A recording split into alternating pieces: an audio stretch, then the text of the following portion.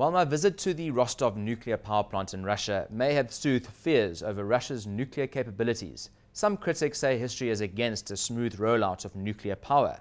The whole history of nuclear power is one of unfulfilled expectations, large forecasts of a very prosperous future with very few of the reactors actually proposed being built. So I would worry about South Africa investing money in facilities that might turn out to be white elephants.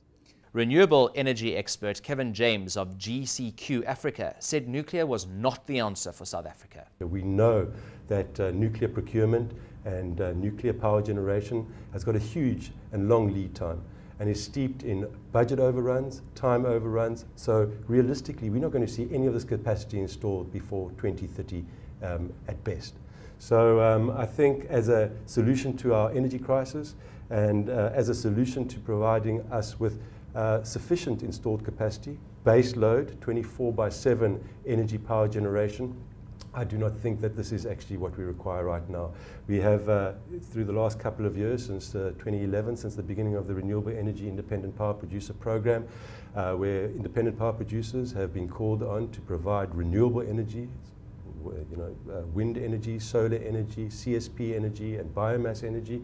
This has been extremely successful. In fact, we're the darlings of the world when it comes to renewable energy. Yes, admittedly off a very low base, but what we've seen is 5 rounds now in this program, which have delivered very cost-effective electricity generation. And if we look at the price, which is something we need to factor in as well, wind energy, solar energy. Solar energy is the same price as coal-fired power right now. Wind energy is probably about 20% cheaper. And we're talking about nuclear energy, when it finally gets built, in present value, is probably about 20% or 25% more than what coal and solar power is right now. Rosatom Vice President for Sub-Saharan Africa, Viktor Polikarpov, said there should be no fears around Russia's bid to build nuclear and that it was crucial for SA to go down this route. It's not about just building nuclear power plants, but what we offer to the South African society and the South African government is that a great deal of localization, a great deal of skills transfer, a great deal of transformations in the industry, so as to make this industry really sustainable and help us use South Africa as a springboard for the rest of Africa in terms of in terms of spreading nuclear technologies. He said nuclear waste should not be seen as an issue and that Rosatom had the technology to handle this crucial matter.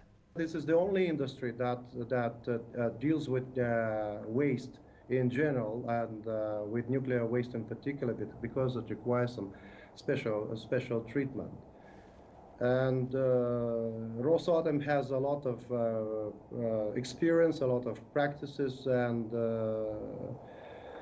I would say that maintenance of nuclear and radiation safety is one of our main functions. Our experience in nuclear waste treatment is recognized internationally.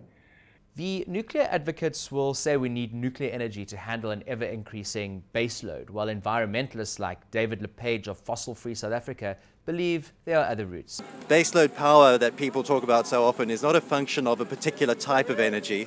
It's a function of how you manage your overall electricity grid and particular resources within that grid. And if you combine sufficient wind and solar thermal resources that we have in South Africa, then we don't need nuclear, and we certainly don't need it at the price that it's coming in at. This nuclear program that's been proposed for South Africa, in secrecy, without transparency over the costs from the government, is likely to cost around 1 trillion to begin with, but who knows what it'll cost us if it's not built on time, which is highly likely. Meanwhile, our renewable energy program is being built on time and on budget.